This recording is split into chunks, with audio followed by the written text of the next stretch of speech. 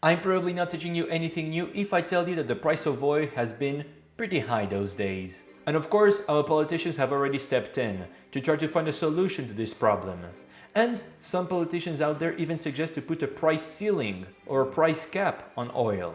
And it seems like a very tempting solution, an easy and efficient solution. If the government steps in and puts a price ceiling on oil, the problem of expensive oil has been solved, right?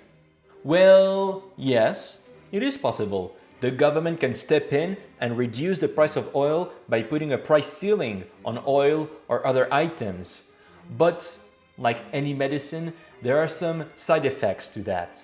And the side effects can be even nastier than the sickness itself, if you see what I mean. So what would be the consequences of putting a price ceiling on oil, and is it really worth it? Those are all the questions we're going to answer in this video.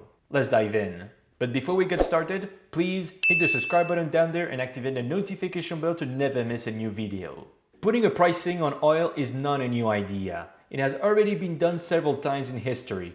And to be more precise, it has been done in the great decade of the 1970s in the United States. You know, I love the 1970s. I love this decade so much that I already made several videos about this decade to really show you people how great it was. Was that sarcasm? No. Was that sarcasm? In short, every time the government put a price ceiling on oil, housing, food, or any other kind of item, it created big shortages, just like the 1970s in the United States. But wait a minute. Let's take a step back. Let's look at the supply and demand and how a market works to understand better what are the effects of a price ceiling. Let's talk about Economics 101.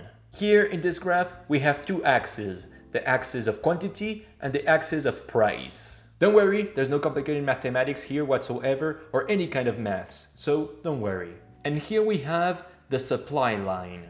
As you can see with the supply line, the more a product is expensive, the more quantity is produced. But why is that? That happens because if the price is higher, the producing companies are willing to produce more because they have the possibility to have a higher profit. In the case of oil, if the price of oil is high, oil producers will be encouraged to do drillings more deeply into the ground, or to do some offshore drilling, or to do more explorations, and so on. Then we have a second line. We have the demand line. This one is a little bit easier to understand. The higher the price of an item, the lower the demand, because less people can afford it or are willing to pay for it.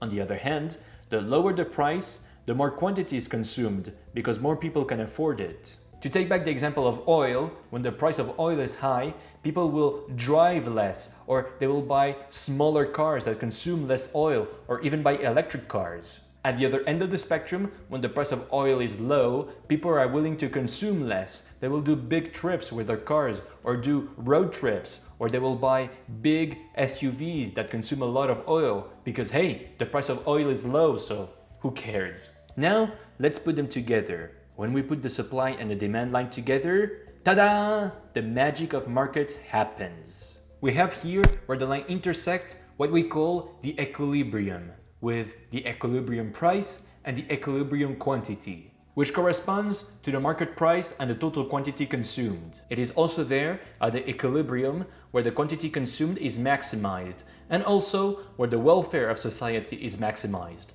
at least on paper.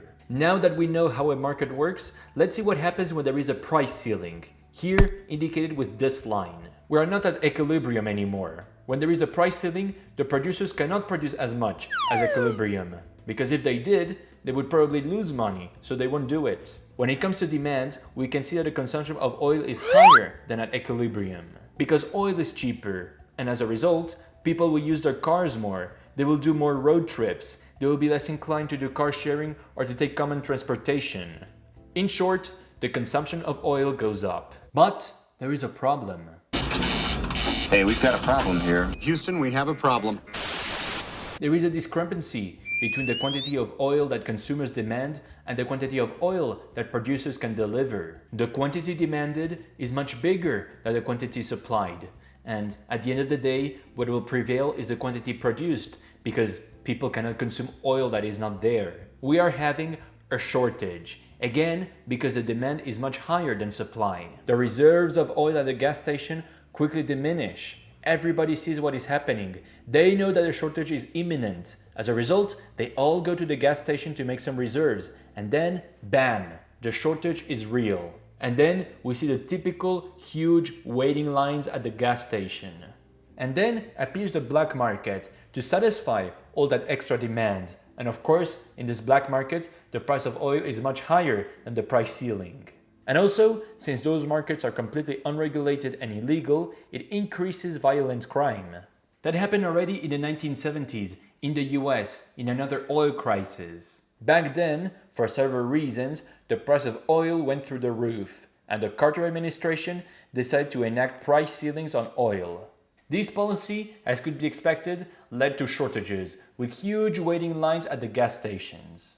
Because price and demand were not at equilibrium anymore. At the end of the day, price ceilings backfire because they reduce the supply of oil. The only sustainable way to decrease the price of oil is to increase the supply of oil. When we put price ceilings on anything, almost 100% of the time, it will lead to shortages. It is the same thing for housing, for example, for food, for oil, and for basically anything. But now you know better. You know that when politicians are offering price ceilings as a solution to combat the high price of oil or the high price of basically anything, they are being completely phony. As always, I hope you enjoyed this video and learned something from it. If that is the case, a little thumbs up is always appreciated. Do not forget to subscribe to my channel, and if there is any topic you want to cover in a future video, please shoot me an email to the address that is in the description below or put it in the comment section below. And I will see you soon.